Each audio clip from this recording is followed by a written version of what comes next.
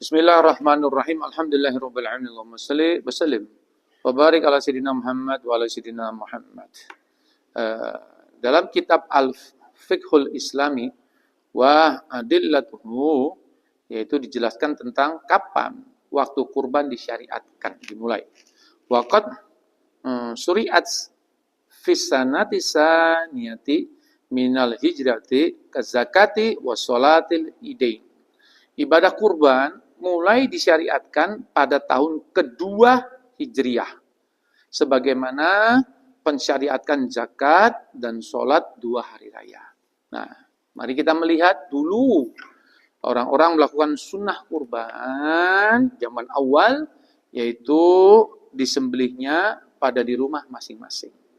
Nah, pada zaman kita sekarang, kita tidak lagi, mungkin sangat jarang melihat penyembelihan kurban kita lakukan di rumah masing-masing, dan kita lakukan sendiri menyembelihnya sebagai si pengkorban tersebut.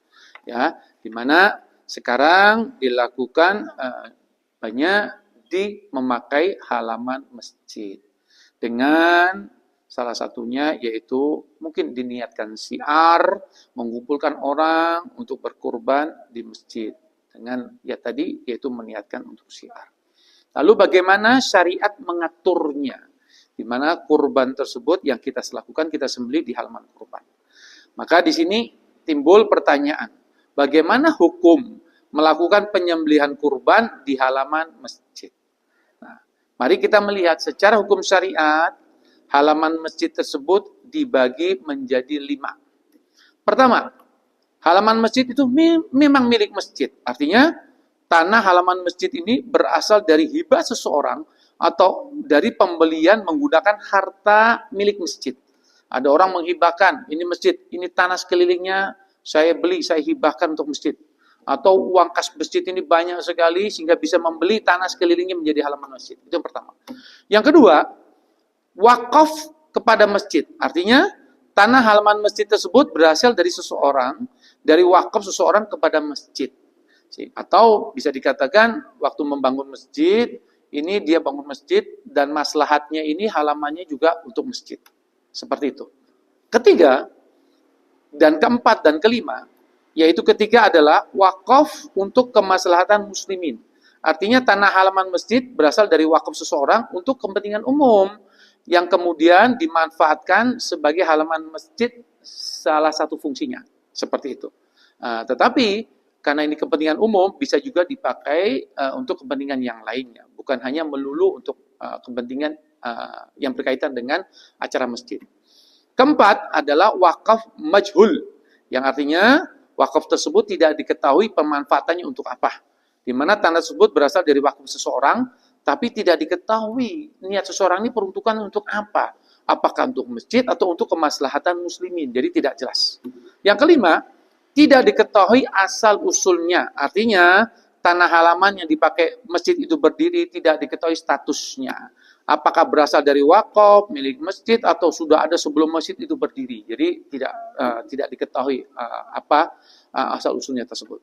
Nah, kalau seandainya kita berkurban, ya lewat panitia dan sebagainya, yang menggunakan halaman milik masjid tersebut, maka kalau halaman tersebut adalah termasuk golongan pertama, kedua, yaitu milik masjid, karena seseorang menghibahkan tanah tersebut untuk milik masjid sebagai halaman, atau masjid itu membeli tanah tersebut dari kasnya masjid tersebut, atau memang ini wakaf tanah tersebut untuk masjid, maka untuk menggunakan halaman masjid tersebut sebagai ibadah kurban, maka ini diwajibkan untuk membayar sewa sebagai biaya menyewa halaman tersebut, halaman masjid tersebut, ataupun kalau ada ongkos yang terjadi menggunakan air masjid, listriknya masjid, mungkin pencuci, alat-alat pencuci yang di masjid digunakan untuk membersihkan halaman masjid tersebut. Nah, kenapa ini disyariatkan wajib membayar? Karena penggunaan harta milik masjid harus semata-mata untuk kepentingan masjid yang bersangkutan. bukan untuk kepentingan perorangan ataupun umum. Sedangkan kita paham, ibadah kurban tersebut adalah ibadah yang sifatnya pribadi. Sehingga kalau menggunakan fasilitas masjid yang wakaf tadi, maka segala biaya yang timbul harus ditanggung oleh orang tersebut. Caranya bagaimana? Caranya saat misalnya saya berkorban, maka katakan saya berkorban kambing, maka saya harus memberikan uang kepada panitia tersebut. Ya Bapak panitia, ini uang, katakanlah saya memberikan biaya administrasi 100.000 dan panitia tersebut harus mengatur 50.000-nya diambil untuk bayar operasional, dikasihkan kas masjid, di mana kas masjid ini sudah termasuk untuk apa? Menggunakan air, listrik, alat-alat kebersihan, dan termasuk sewa halaman masjid tersebut. Sisanya 50.000 untuk apa? Mungkin untuk biaya jagangnya tersebut, biaya konsumsi orang-orang panitia yang akan makan dan minum, dan sebagainya, dan sebagainya. Seperti itulah.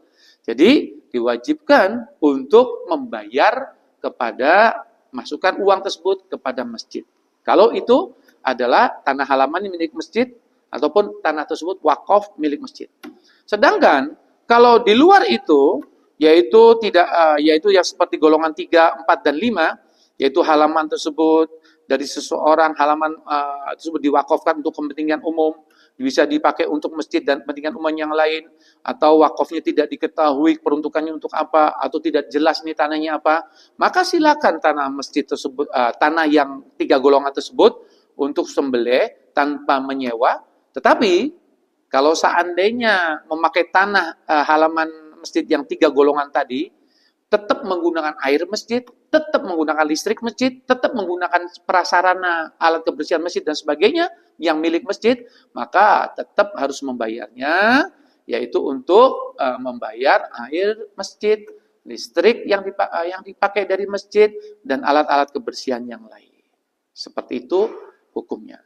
Sehingga mari kita sama-sama mentaati hukum syariat tersebut, karena sekali lagi acara kurban adalah acara pribadi.